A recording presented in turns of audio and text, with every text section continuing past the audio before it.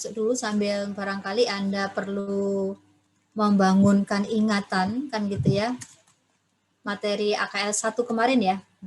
Ini. Karena mungkin kelamaan libur, kemudian juga ditambah dengan PKL, kayaknya asik ya, nggak usah mikir gitu ya. Lepas dari materi AKL kayaknya menyenangkan gitu ya. Kan gitu ya. Oke ya. Di sini saya kenalkan dengan istilah yang namanya direct holding atau kepemilikan langsung. Kepemilikan langsung ini yang Anda pelajari kemarin waktu AKL 1. Anda mengenal ada yang namanya perusahaan parent kan gitu ya di sini nanti ya teman-teman ya, parent. Terus kemudian di sini nanti ya parent itu memiliki kepemilikan atau berinvestasi di ekuitas dari perusahaan yang namanya adalah perusahaan subsidiary. Kan gini ya. Nah, di sini ya. Jadi yang dimaksud dengan direct holding di sini nanti adalah parent itu memiliki secara langsung ya, memiliki secara langsung saham yang merupakan kepemilikan dari subsidiary. Ya. Misalnya di sini nanti parent punya berapa? Misalnya parent punya 90%. Nah, gini Mas dan Mbak. Nih ya. Katakanlah parent di sini nanti punya 90%. Nah, seperti ini. Ini yang namanya adalah direct holding. Nah, ini kita pelajari di AKL 1. Mudah-mudahan Anda masih menyimpan kenangan ini ya, menyimpan kenangan bagaimana cara menghitung excess value, amortisasi excess value, metode biaya, metode ekuitas, intercompany profit ya. Semoga masih utuh ya di ingatan Anda. Oke. Nah, sekarang ya, teman-teman ya, sekarang ya di AKL 2 ya, ini bukan berarti tidak kita pakai ya, tapi ini kita kembangkan. Nah, gitu ya. Nah, di sini nanti di pembuka di AKL 2 itu kita akan di sini ya. Kalau saya menyajikan apa ya? Salah satunya itu menerangkannya dengan cara seperti ini, ada yang kesulitan untuk menangkap sinyal ataupun apa gitu teman-teman? Tadi kata Mas Ari suruh pelan-pelan, ini pelan-pelan ya, pakai F ya, pakai pelan-pelan gitu ya. Ya Mas Ari ya. Iya, Bu. Ya, oke. Nah, kalau yang sekarang ya Mas ya, Mbak ya. Nah, deng kan gitu ya. Ini Mas Ari ya. Oke, sama. Nah, tapi di sini nanti ada anggota baru Mas Ari. Nah, ini yang namanya nih.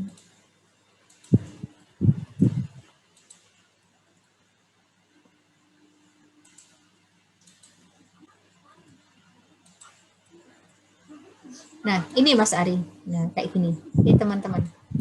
Nah, ini yang kita sebut sebagai indirect holding. Yang jelas di sini nanti adalah kepemilikan subsidiary di Grandson ini harus di atas 50%. Ya, di sini ya. Saya ambil di sini misalnya berapa? Oh, 70%. Nah, kayak gini. Ini nanti yang akan kita pelajari, teman-teman. Kayak ya.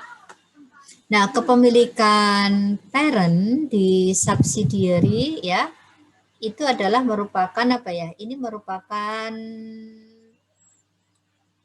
ya, ini namanya direct holding ya, teman-teman ya.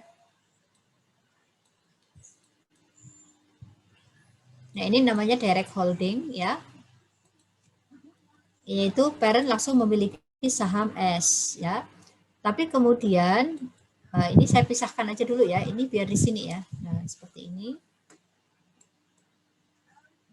Nah, ini namanya direct holding. Terus kemudian yang indirect holding itu adalah ketika seperti ini teman-teman.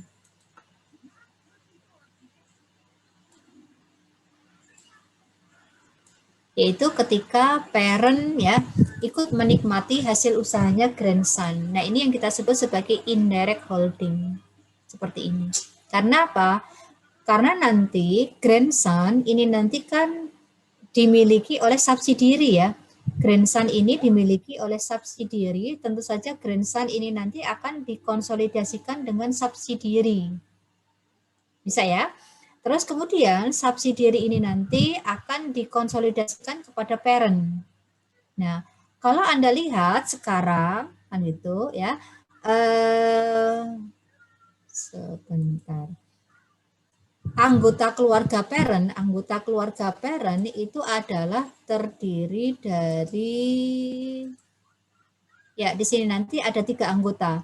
3 anggotanya yaitu ada siapa namanya, parent, subsidiary, dan grandson. Kalau kemarin-kemarin ya Mas ya Mbak ya, yang Anda konsolidasikan di AKL 1 di sini nanti hanya terdiri dari 2 anggota ya, yaitu siapa? Parent dengan subsidiary. Nah, itu gambarannya teman-teman. Oke ya. Jadi di sini nanti ya saya tuliskan pihak konsolidasi ya, di sini nanti ya, itu terdiri dari P ditambah dengan S. Ya, kok P tambah A ya? P tambah S. Seperti itu. Nah, sekarang untuk yang indirect holding kan gitu ya. Nah, di sini nanti anggotanya ada 3. Nih ya. Anggotanya ada 3, yaitu di sini nanti ada P, S, dan tentu saja di sini nanti ada, saya tulis GS ya, grandson. Gitu ya. Jadi di sini nanti anggotanya 3 ini ya. Nah, gitu teman-teman. Kalau kemarin di AKL 1 Anda mengkonsolidasikan bolak-balik kan hanya apa? Parent subsidiary kan gitu ya. Nah, sekarang ya selamat datang di AKL 2 kan gitu ya. Kita mulai sedikit agak complicated ya, gitu. Karena memang struktur di luar sana, Mas dan Mbak ya, di luar sana itu memang apa ya, bahkan di sini nanti punya great grandson ya. Great grandson itu berarti cicit ya, ya tidak hanya cucu ya, tapi cicit. Nah, seperti ini. Oke, ya. Nah, ini bentuknya dulu saja ya, bagian dari apa namanya bab selanjutnya ya. Nah, berikutnya adalah loh, Bu, oh memang masih ada lagi, Bu. Oh, masih ada kan gitu ya. Oke. Yaitu di sini nanti ya saya kenalkan yang namanya connecting affiliates.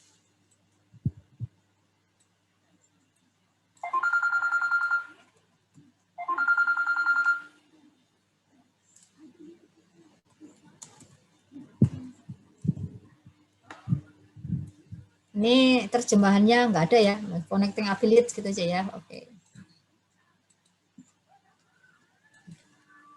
Nah, kalau connecting affiliate beda lagi Mas dan Mbak. Nanti kita pelajari juga ya, pelan-pelan ya. Jadi di sini nanti ada parent, terus kemudian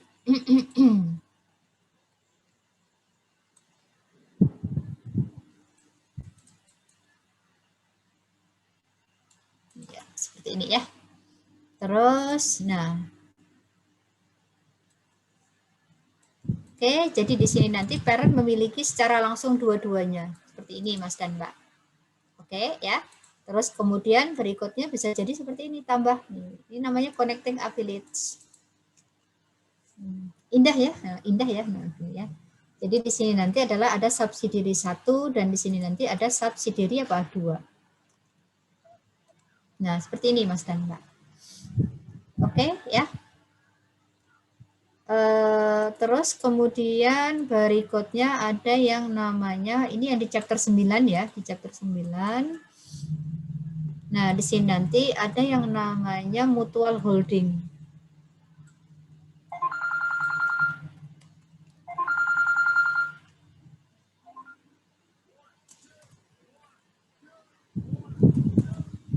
Oke ya, mutual holding itu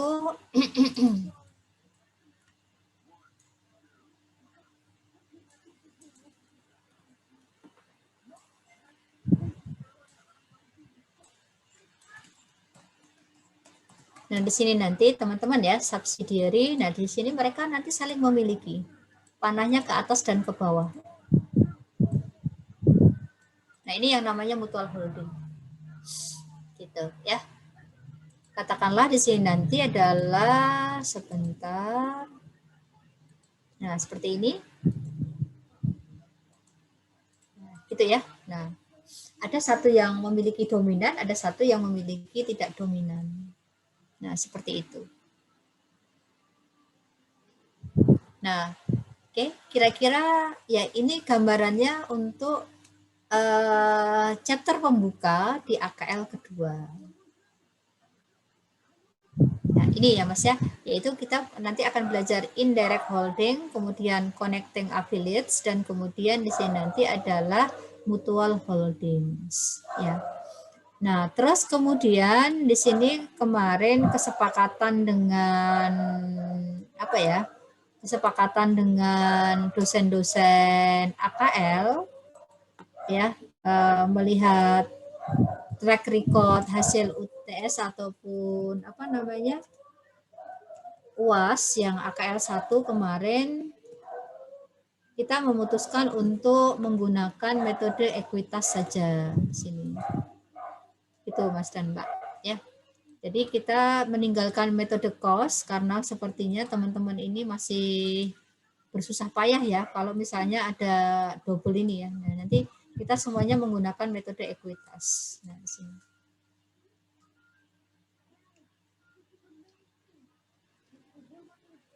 Oke. Ya. Sekarang ya setelah melihat gambaran petanya ya Mas ya Mbak ya, apa yang akan kita pelajari ya di chapter 9, chapter pembuka dari apa namanya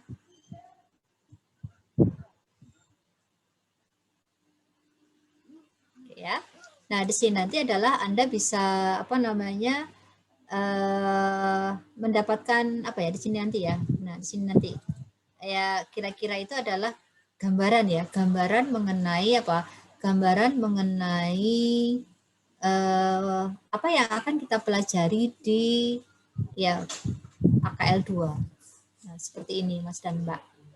Ya nanti kalau misalnya dosennya sedikit kreatif ya, dosennya sedikit kreatif itu nanti ada kombinasi ya Mas ya Mbak ya. Ya bukan nakut-nakutin ya teman-teman ya di sini nanti ya. Kombinasinya gimana Bu? Kan gitu ya. Nah, sebentar. Saya menata dulu ya. Nah, ini oke. Nah, macam-macam nanti Mas dan Mbak kombinasinya seperti ini. Oke ya. Ini kombinasi yang sederhana. Misalnya adalah parent. Nah, di sini adalah namanya siapa namanya, Nak? Di sini subsidiary kan gitu ya, subsidiary. Dan di sini nanti adalah namanya GS ya, di sini nanti ya grandson 1. Terus kemudian berikutnya adalah di sini nanti GS 2. Nah, seperti ini. Nah, bisa seperti ini, teman-teman. Ya, ini seperti apa ya, pelajaran matematika ya, tidak ada pola tertentu ya. Suka-suka yang bikin gambar ya. Suka-suka yang bikin soal kan gitu ya. Nah, ini bisa begini. Oh, oh, oh, oh, kan gitu ya. Nah, nanti tambah seru ya kan gitu ya, tambah sini ya. Nah, wow, kan gitu ya, keren gitu ya. Terus nanti Anda terbengong-bengong ketika disodori soal seperti ini terus bengong. Ini terus suruh ngapain kan gitu ya. Nggak ngapa-ngapain nanti ya, suruh ngitung aja. Bisa seperti ini Mas, atau mungkin ini ditaruhnya adalah di sini juga bisa nih. Kan gitu ya, tidak cukup penderitaan Anda ya ternyata ya. Nah, seperti ini ya. Nah, menarik kan ya? Nah, mutualnya taruh di sini. Bagus kan? Nah, gitu. Ini sudah pengembangan ya. Kalau pengembangan kalau di soal. Jadi nanti kalau di soal mohon Anda untuk banyak berlatih. Ya, seperti ini Mas dan Mbak. Jadi tujuan kita banyak berlatih soal itu adalah salah satunya memperlancar supaya Anda-Anda semua dapat mengenali ataupun mungkin menemukan konsep kali ya, konsep pemecahan soal.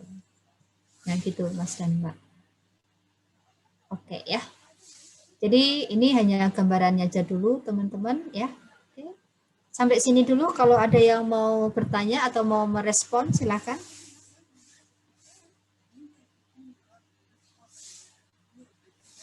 Bu, mau nanya. Ya, silakan Mbak. Itu mutual holdingnya pasti antar atas sama bawah yang nggak bisa sampingan. Kayak dia 1 menit 2 kayak gitu. Mutual holdingnya gimana Mbak? Antar bawah? Kan ini kan subsidiary sama GS1. bisa kalau G1 Ya, sama G2 gitu juga ada. iya. Ya bisa Mbak di sini GS1, GS2 juga bisa di sini nanti. Gini aja panahnya tinggal ini.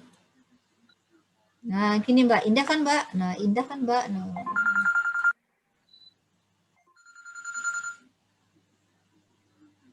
Nah, bisa Mbak ditempatkan di mana aja Mbak, tergantung si pembuat soal aja Mbak nanti Mbak. Dia pengennya di mana gitu. Dan Anda harus bisa mengerjakannya. Nah, di situ itu masalahnya. Ini saya bilang ini seperti soal matematika Mbak, seperti soal matematika. Dibikin model kayak apa? Ya dibikin model soalnya kayak apa? Yang penting adalah Anda harus tahu apa ya? Konsep dasarnya dulu ya, konsep dasarnya dulu. Pasti bisa memecahkan kalau Anda menguasai aturan permainannya atau rule of thumb-nya Anda kuasai dulu. Nah, seperti itu.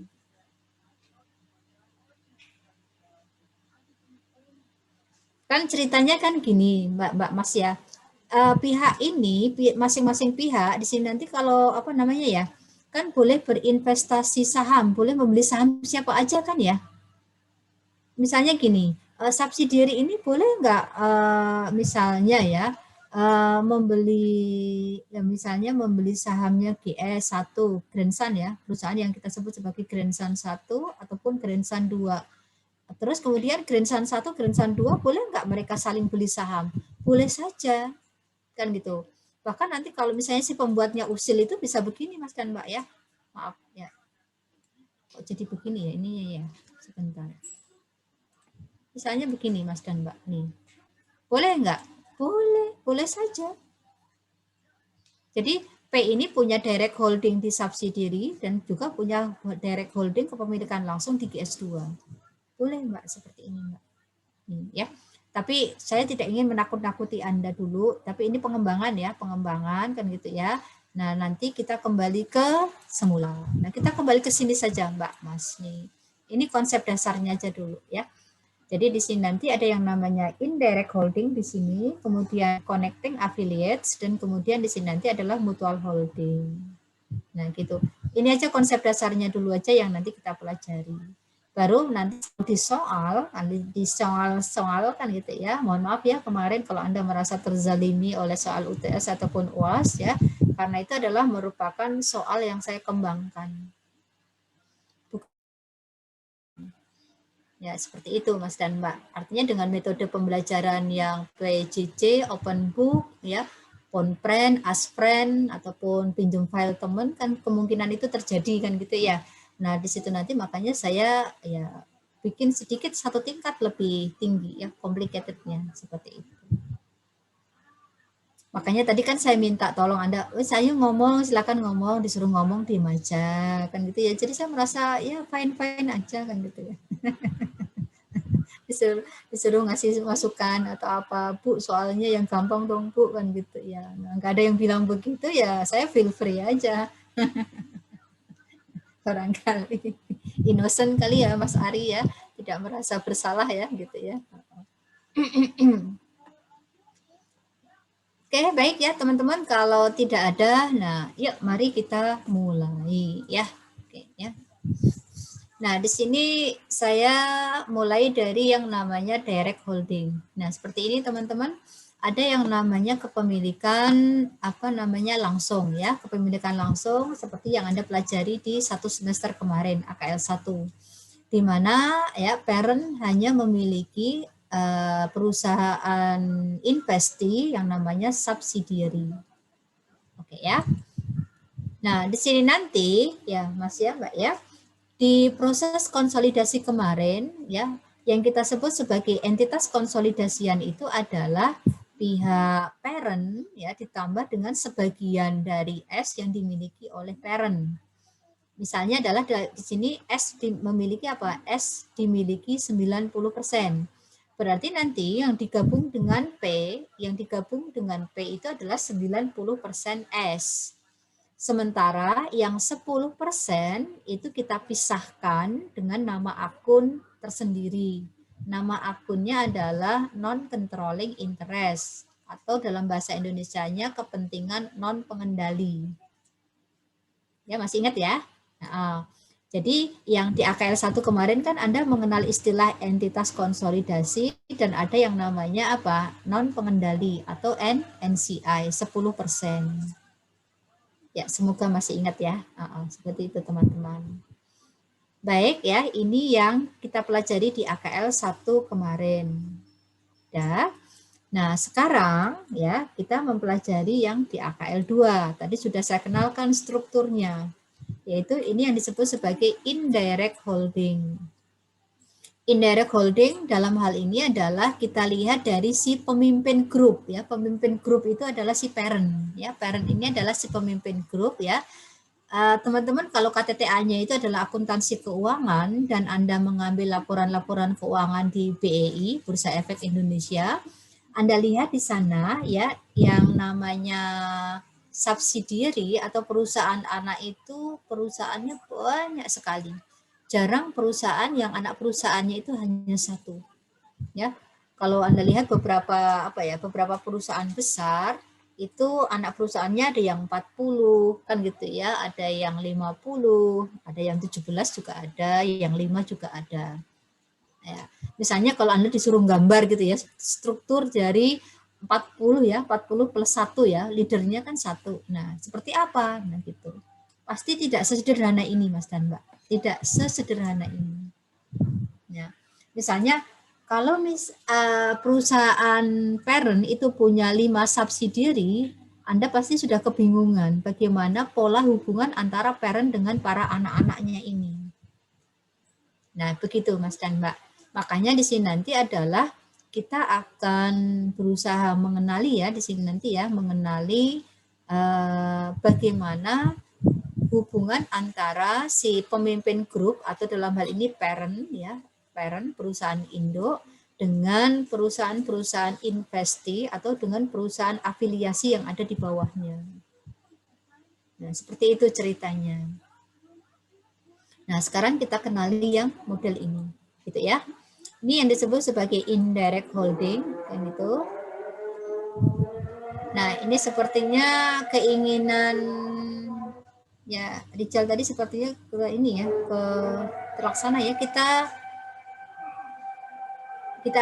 rehat dulu ya sambil dengerin adzan asar ya. Siap, Bu. Ya, Anda boleh rehat 5 menit ya. Nah ya. Anda boleh rehat 5 menit ya.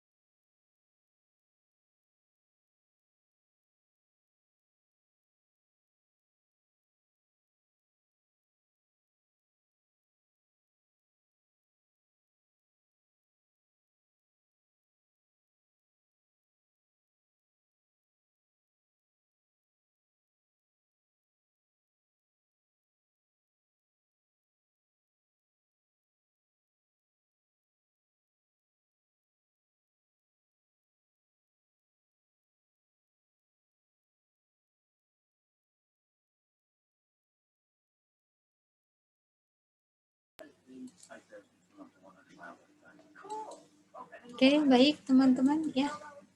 Kita lanjut lagi ya.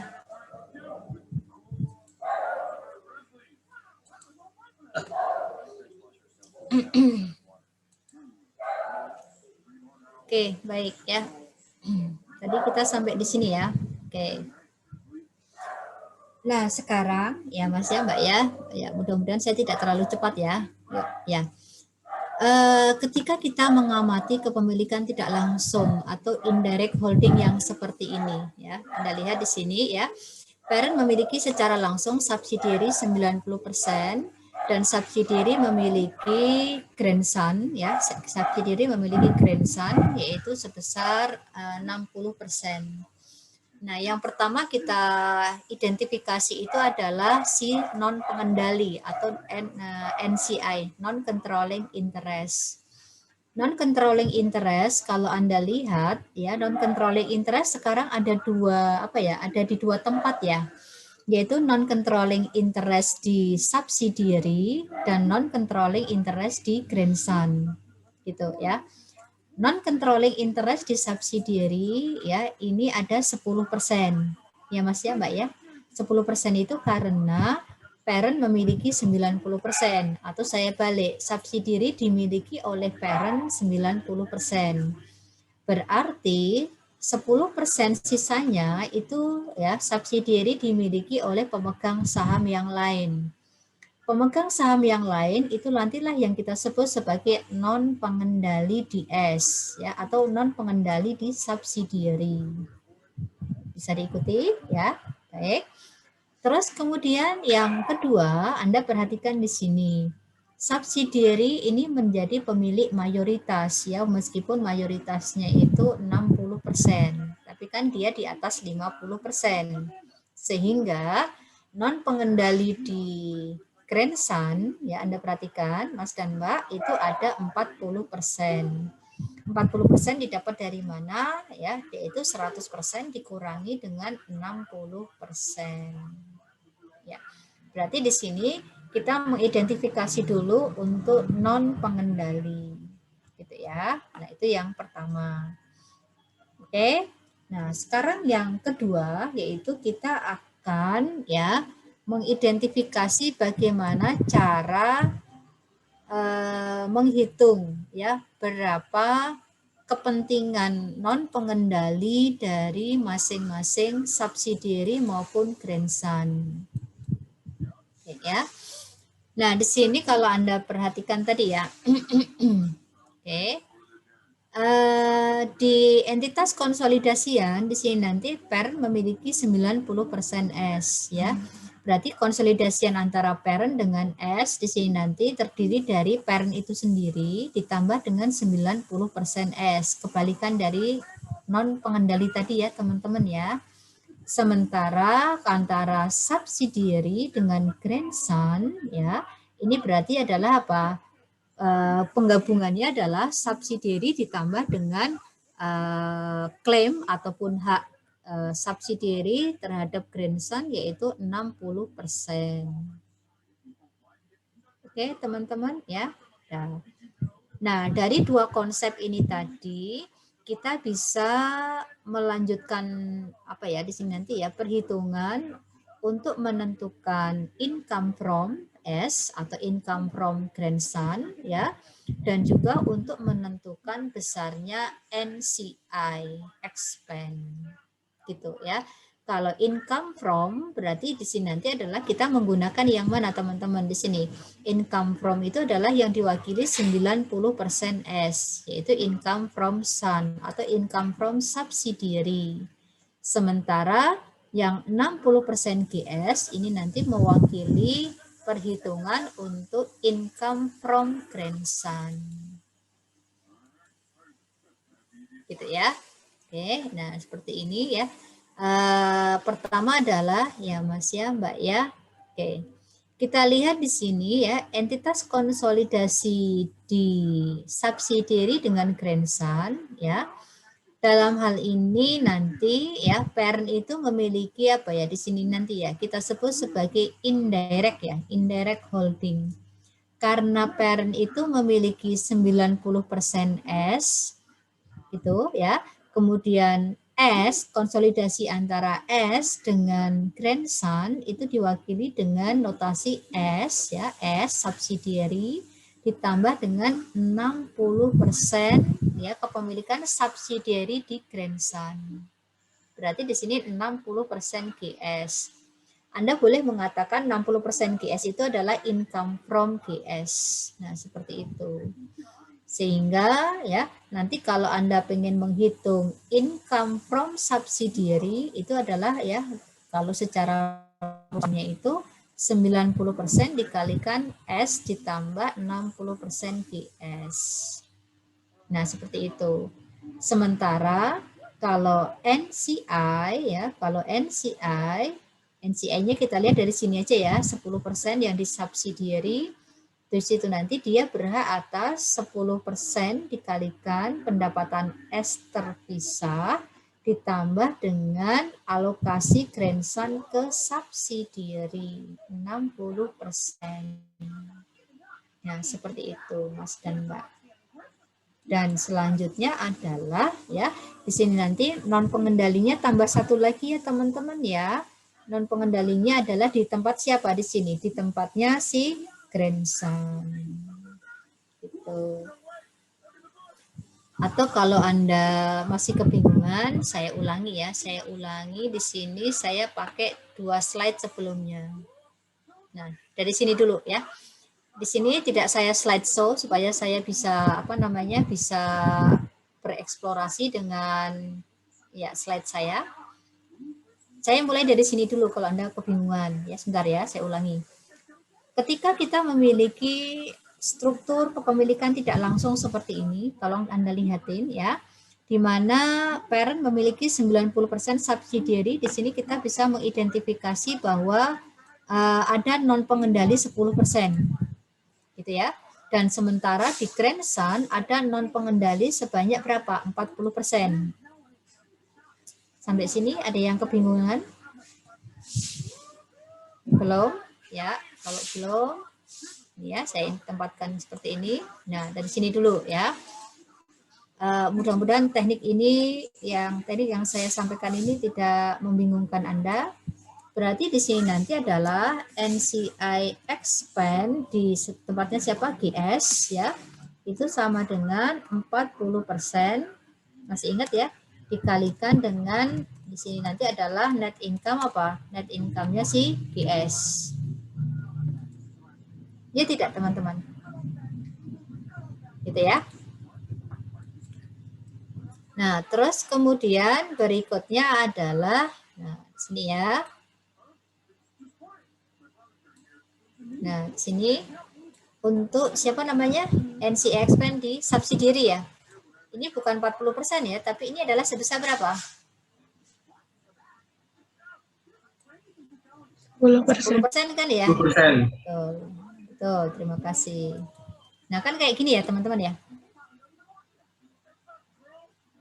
Ya kan? Nah, oke ya.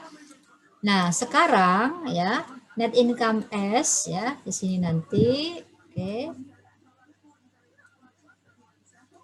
Net income S itu terdiri dari apa? Di sini nanti.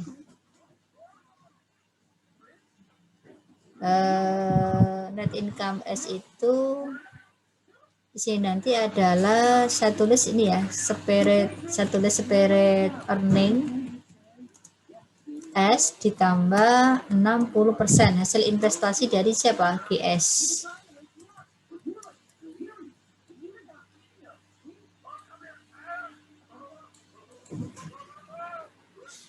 Kan ceritanya kan grandson itu kan pasti akan apa ya di sini nanti ya mengalokasikan atau di sini subsidiary akan apa Mbak?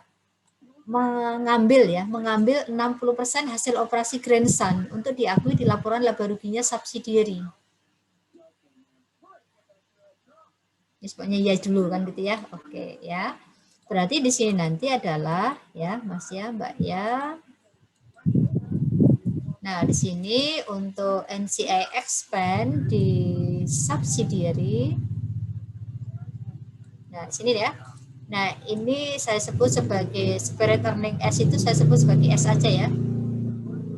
Atau di sini adalah spirit earning, itu maksudnya adalah hasil penjualan S dikurangi dengan beban operasional S itu sendiri. Nah, seperti itu Mas dan Mbak. Tapi untuk sementara ini saya biarkan di dalam kurung aja, tidak apa-apa ya teman-teman ya, di sini nanti ya. Oke. Nah, ini dulu, seperti ini dulu. Nah. Oke, sampai sini ada yang mau ditanyakan? Ya. Jadi untuk indirect holding di sini nanti kita akan memiliki dua perhitungan untuk NCI expand. NCI expand di grandson dan NCI expand di S, ya, di subsidiary.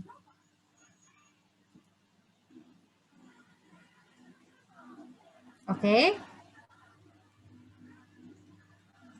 Bisa diikuti ya, mudah-mudahan ya.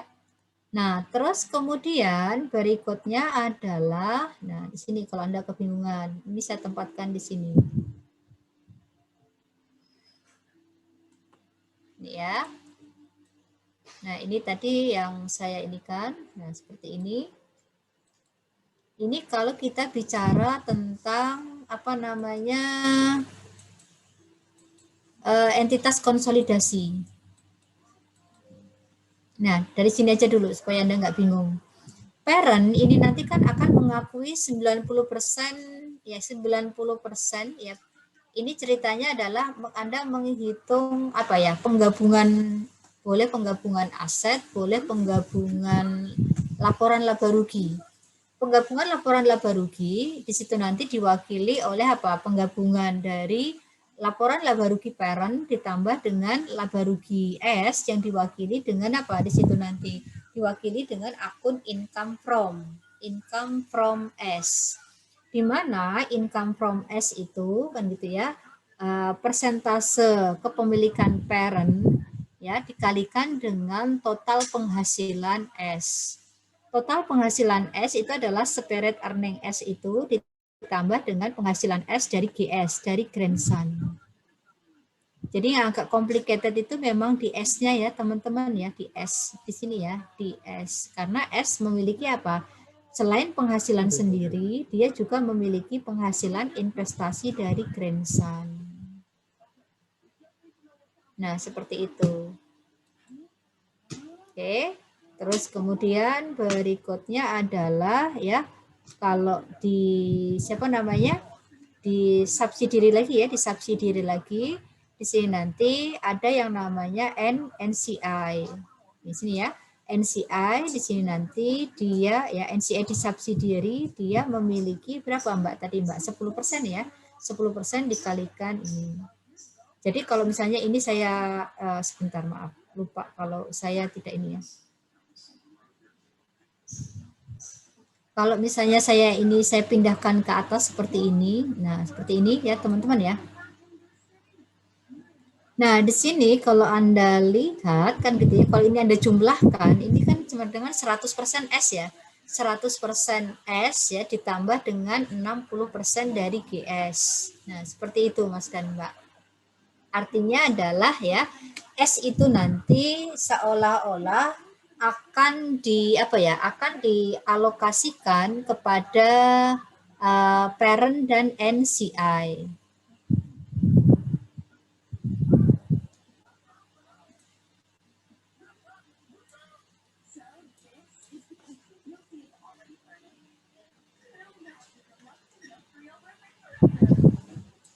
Kalau misalnya Anda bingung, sebentar, saya ini lagi ya, saya jelaskan lagi sebentar.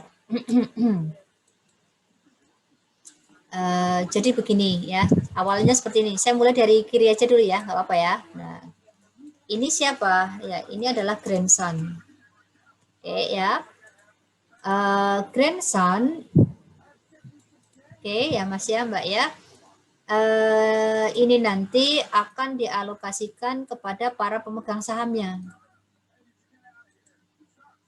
Ya tidak teman-teman ya, di sini ya.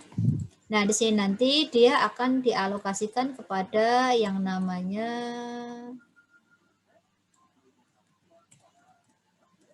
subsidiary, kan gitu ya.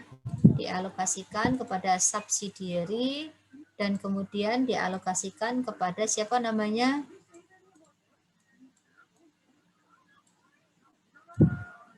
Di sini ini adalah NCI. Ini mana namanya? Grandson. Ya. Oke.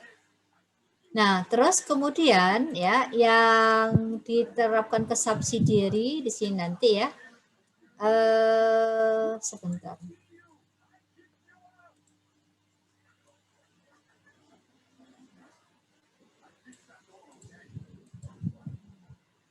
Yang dialokasikan ke subsidiary ini adalah 60% dikalikan misalnya net income-nya siapa? IS misalnya. Kan gitu. Terus kemudian di sini nanti adalah pendapatan terpisah dari S. Nah, oke.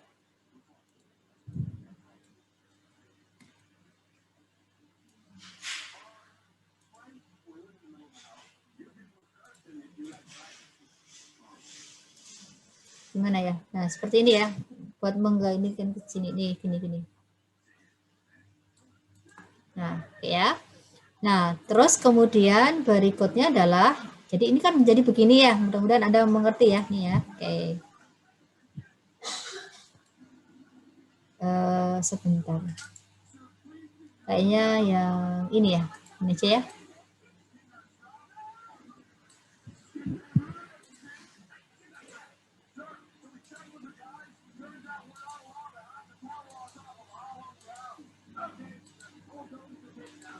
Nah, seperti ini. Nih ya, dah. Atau ini saya pindahkan ke bawah sedikit ya. Nah, sini. Bukan dianak jadikan kan gitu ya. Nah, ini adalah S. Nah, ini adalah S. Oke, ya. Nah, S ini nanti ya ceritanya ya teman-teman ya, S yang ini nanti akan dialokasikan kepada siapa namanya? Parent dan juga nanti akan dialokasikan kepada NCI. Nah, di sini nanti. Jadi kalau gambarannya adalah seperti ini. NCI di siapa namanya? NCI di subsidiary. Ya, NCI di subsidiary di sini dia berhak berapa? 10% dikalikan dengan apa? Di sini saya bilang total S. Nah, gitu ya. Terus kemudian berikutnya adalah di sini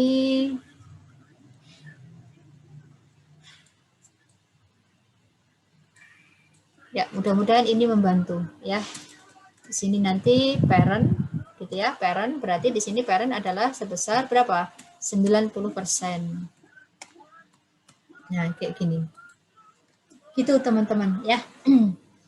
Jadi kalau Anda perhatikan di sini kita punya dua NCI. Saya ulangi lagi ya, kita punya dua NCI, yaitu NCI di grandson dengan NCI di apa namanya subsidiary.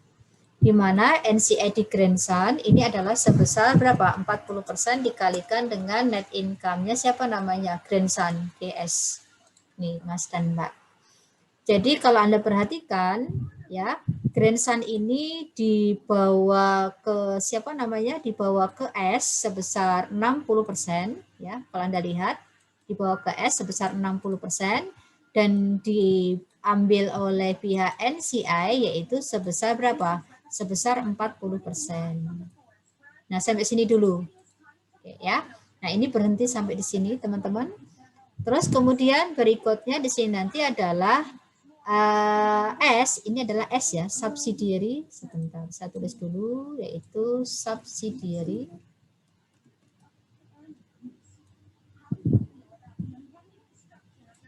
Nah, kan gini ya. Subsidiary itu dia punya pendapatan terpisah. Artinya dari hasil operasinya dia sendiri, itu subsidiary memiliki pendapatan terpisah. Terus ditambah dengan apa? Nah, ini yang Anda menyebutnya dengan akun income from grandson. Income from grandson. Nah, di sini. Kalau pakai metode ekuitas. Ya. Nah, ini nanti kan menjadi total apa? Total pendapatan dari subsidiary. Nah, baru nanti subsidiary akan diambil alih, akan diakui 90% oleh parent, 10% adalah diakui sebagai apa? NCI-nya dari subsidiary. Nah, gitu ya.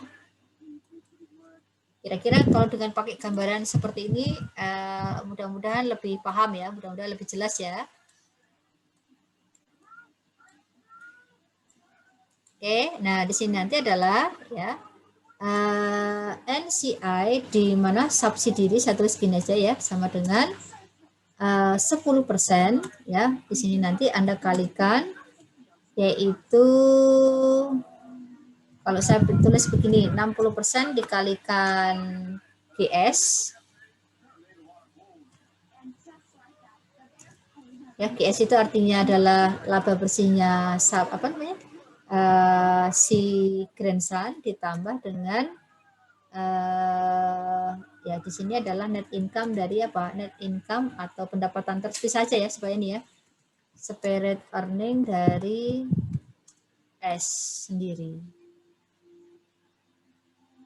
Nah, kayak gini Mas Mbak.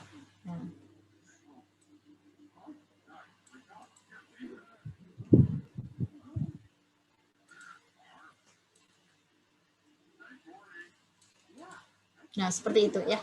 Jadi 10% dari ini ya, 10% dari yang ada di kotak ini. Nah, seperti itu. Mudah-mudahan kalau ditulis begini kan barangkali Anda agak bingung ya, agak bingung apa namanya, itu apa kalau tidak divisualisasi dengan cara yang seperti ini.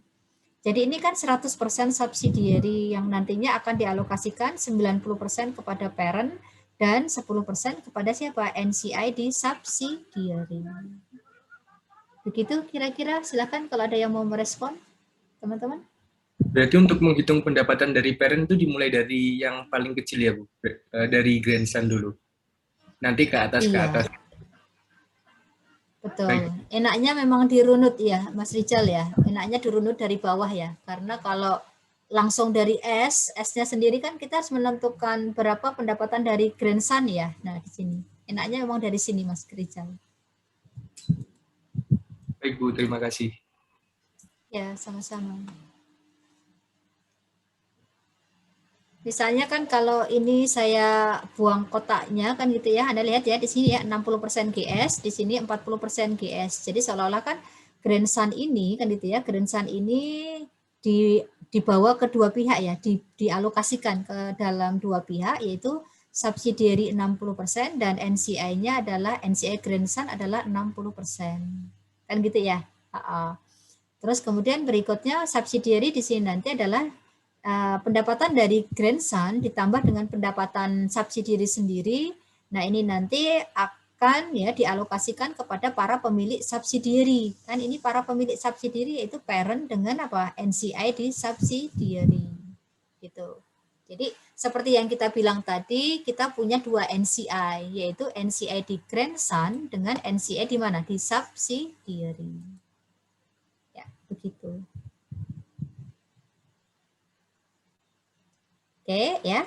Nah, gitu aja ya, daripada pakai acara muter-muter begini Anda pasti bingung ya gitu. Nah, pakai penjelasan yang tadi saja. Ya, sama-sama Rijal. Nah, sekarang ya Mas ya Mbak ya, saya dalam menghitung dalam menghitung income from ataupun NCI expand, saya lebih suka menggunakan struktur tabel seperti ini. Mudah-mudahan Anda bisa terbantu ya. Oke. Nah, di sini saya ilustrasikan ya, parent ini memiliki 90% son ya atau subsidiary, kemudian subsidiary ini memiliki 60% grandson. Oke.